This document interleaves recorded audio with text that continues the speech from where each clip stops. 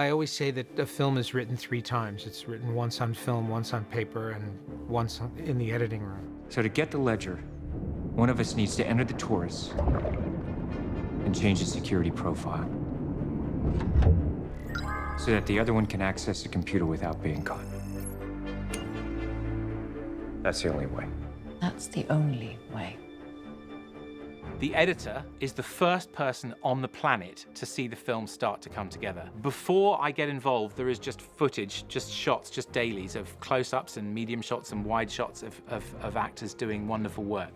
But until you start cutting the sequences, you don't have a movie to watch. Chris and I developed a good rapport, and he started to trust me very quickly. He had this enormous enthusiasm. I think what was so great about Eddie was how excited he was to just to be a part of the movie. We shared a lot of similar sensibilities to how we wanted the story told, how we wanted the camera to move. So occasionally, if he was busy, he would say, "Eddie, can you step onto set and help the guys set up this shot?"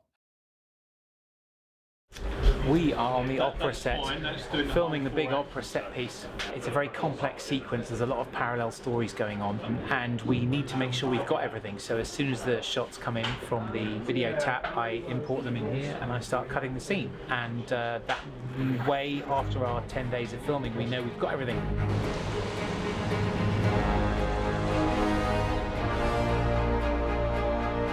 The Vienna Opera House found its way into our story as the result of a decision to shoot a certain sort of action sequence. It's quite a long sequence. It's 18 minutes or so. As Ethan discovers things, the audience is seeing it through his eyes. So they're putting the puzzle together as Ethan is putting the puzzle together. Am I correct in assuming that is the Chancellor of Austria? Did you know he was going to be here? No. Right. On these big movies, it's a key skill of the editor. It's very important that you are the first line of defense for the story in terms of getting the shots before they strike the set, before the actors are wrapped, before the props are sent back. You have to watch the footage and say straight away, we need this shot, we need this shot, we need this shot. And the production manager won't necessarily want to hear that because it's a headache for them, but it is crucial for the story, and if you don't get it, you're going to be coming back in 4 or 5 months and trying to get the cast back, and you're going to have to shoot it then. The sort of challenge of shooting such a complex scene with 3 different story threads all happening concurrently, where we've got action taking place on the streets outside, in the auditorium, in front of house, backstage, in the trestles high above, just necessitated many, many different locations, many, many different days of filming. They broke it down with the visual effects crew and the production designer and said, we can build this in London, we can do this with green screen.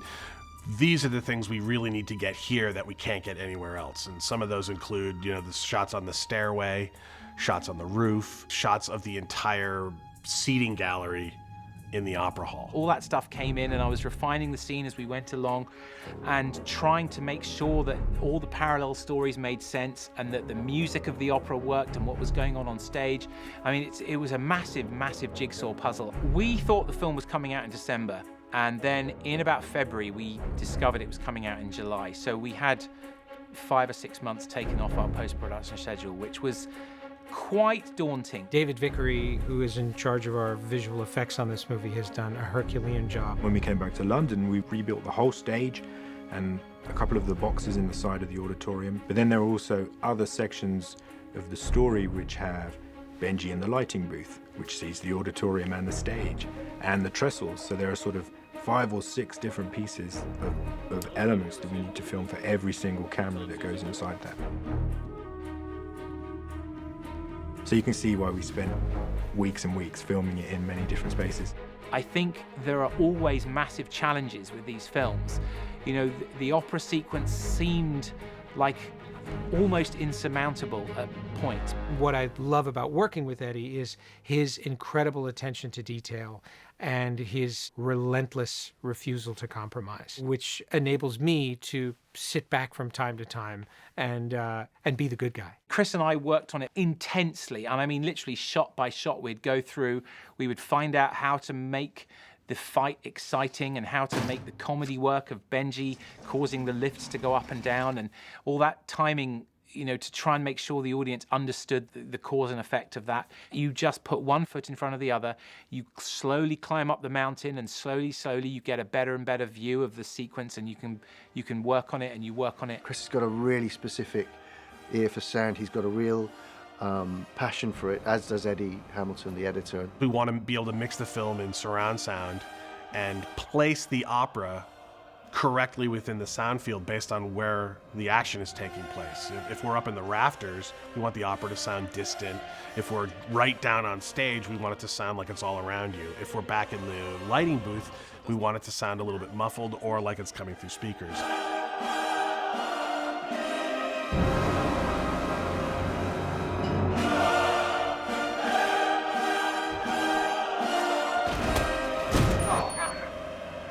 Ethan, do you copy?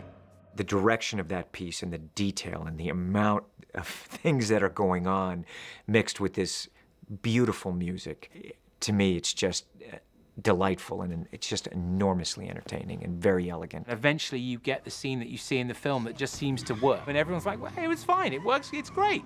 But you know, it's been many hours of really hard work, slowly figuring it out and refining it and refining it and refining it. We were shooting it on day 1, and we were shooting it on day 117. We're doing this on pretty much almost the last day of the shoot, because this stuff was shot about a month ago, so we've been through it, we know what we need.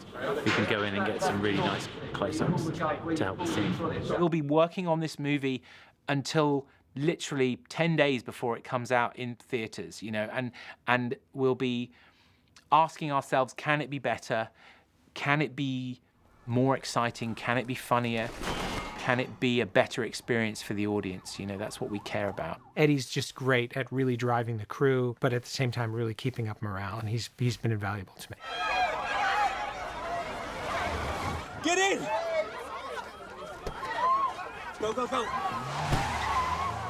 When I look at a scene like that and I see it cut together the way it has, I feel very proud, not just of myself, I feel for us. It epitomizes what